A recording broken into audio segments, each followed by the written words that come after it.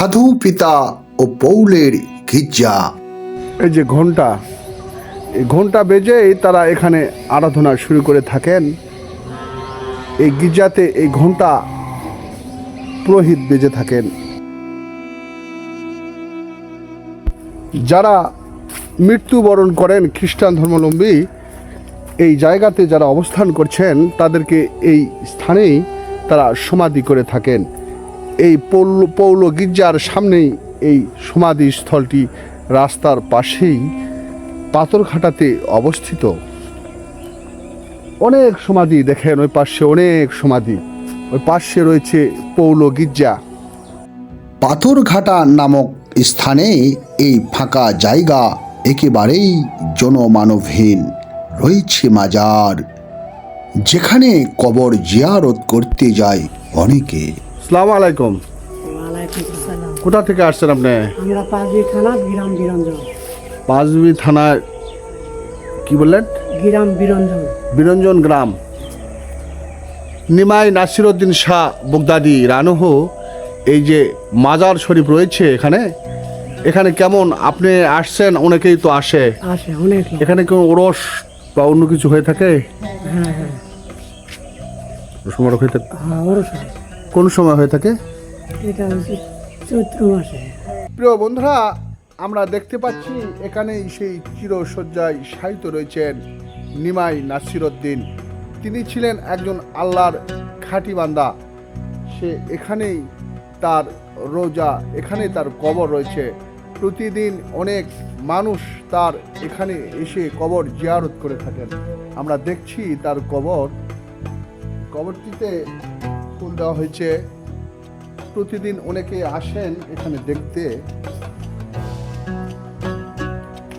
একদম এটা টাইলস দ্বারা নির্মাণ করা হয়েছে। এই সেই কবর, পাথরঘাটা পাঁচবিবি। এই দর্শনীয় স্থানটি তুলসীগঙ্গা নদীর তীরে অবস্থিত। পাশে রয়েছে একটি ঘাট। এই সেই ঘাট, আপনারা কি ঘাট দেখতে পাচ্ছেন? এই সেই ঘাট, এই ঘাট হিন্দুরা কিন্তু এখানে এসে তারা স্নান করে থাকেন। সীমান্তবর্তী জেলা জয়পুরহাট 2 লাইনের রাস্তা এখন 4 লাইন। শহরটির রাস্তাতে কোনো যানজট নেই বললেই চলে। ফাঁকা ফাঁকা এই শহরটি একেবারেই পরিষ্কার পরিচ্ছন্ন। পাঁচবিবি পৌরসভা থেকে পূর্ব দিকে প্রায় 5 কিলোমিটার রাস্তা বেয়ে যেতে হবে। প্রিয় বন্ধুরা, আমরা যে জায়গাটিতে রয়েছি এটি জয়পুরহাট জেলা পাঁচবিবি পাঁচ মাতা। এখানে রয়েছে মুক্তিযুদ্ধের ভাস্কর্য, পাশেই রয়েছে একটি স্মৃতিসৌধ। এই পথ দিয়েই আমরা যাব সেই পাঁচবিবির অজানা পথে। চলুন দেখে আসি সেই অজানা পথ থেকে। প্রাকৃতিক সৌন্দর্যে ভরা এই জায়গাটি দেখতে অনেক সুন্দর লাগে থাকে। এসে নদী, এই নদীর একদমই নিচে যে পাথরগুলো রয়েছে, পাথরগুলো দেখাচ্ছি আপনার, এগুলো দেখতে আসে মানুষ এবং এর নামকরণই দিয়েছে পাথরঘাটা। এটি কিন্তু তুলসীগঙ্গা নদী। ওই সে পাথর, ওই সে পাথর দেখতে পাচ্ছেন? এই পাথরগুলো অনেক প্রাচীন। এই যে পাথর দেখতে পাচ্ছেন,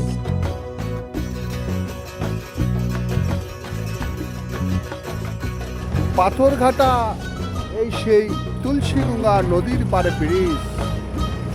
এই ব্রিজটি এই যে পাথরঘাটার উপর দিয়ে চলে গিয়েছে।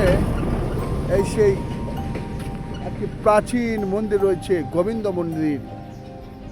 শ্রী শ্রী রাধা গোবিন্দ পাথরঘাটা মন্দিরটি অনেক প্রাচীন।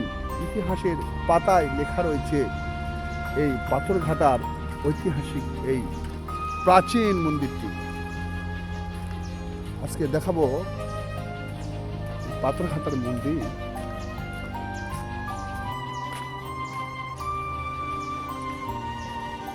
মন্দিরের গেট কিন্তু একেবারে দেওয়া রয়েছে। এটি কিন্তু অনেক প্রাচীন মন্দির। এটি ইতিহাসের পাতায় লেখা রয়েছে। এটির স্থাপিত কত সালে যে নির্মাণ করা হয়েছিল জানা যায়নি। কেমন আছেন? ভালো আছে ভাই। কোথা থেকে আসছেন? কাটলা দাওয়াতপুর থেকে। কাটলা দাওয়াতপুর, সেটা কোন জায়গায়? বিরামপুর থানা। বিরামপুর থানা।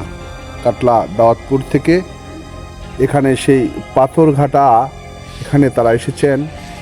আমি মাজার দেখতে। ফুলে ফলে ভরা সাজানো এই পার্শ্বে জায়গাটিতে রয়েছে একটি প্রার্থনালয়।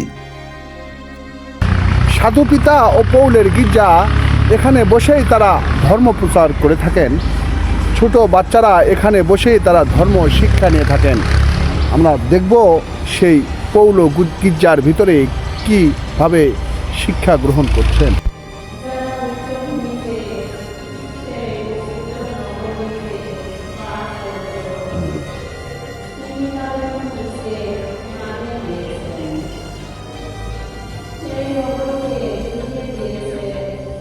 প্রার্থনালয়টির পাশে রয়েছে শিক্ষা প্রতিষ্ঠান। খ্রিস্ট ধর্মাবলম্বী ছাত্রছাত্রীরা এখানে ধর্মীয় শিক্ষা লাভ করেন।